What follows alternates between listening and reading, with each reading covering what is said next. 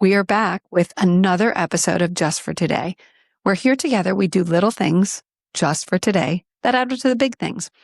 Okay, so today I want to share with you guys, I was having a conversation with an incredible woman, and she was telling me about listening to a podcast about fasting. And as you guys know, fasting is very, very trendy, but it's biblical, which means it might be trendy, but it's been around for a very long time. It's in the Bible.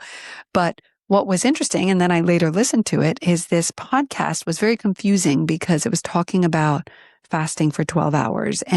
But the people calling in and the conversations, it was very confusing until she realized, and then I realized that they were talking about not eating for 12 hours when you're sleeping.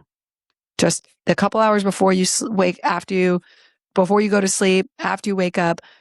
And we were both like, are people waking up in the middle of the night eating? Is that a thing? I mean, I know I did during my pregnancies. It was shredded, what do they call that? Frosted mini wheats. Oh, yes. A bowl of frosted mini wheats most nights in the middle of the night because the hunger pain was so real. But that's the only time in my life I've done that. I don't make a habit out of getting up and eating. Then I got thinking, are people doing that? Because it's very unhealthy. Your digestive system doesn't get a chance to rest. Your body doesn't get a chance from switching from burning food to stored energy. Your heart needs a rest, guys. There's lots of benefits to fasting, but I don't want you to think of fasting during the day, the trendy thing right now.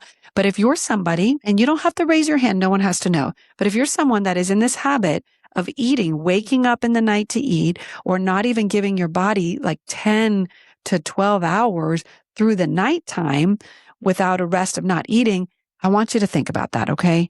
Because that's not healthy.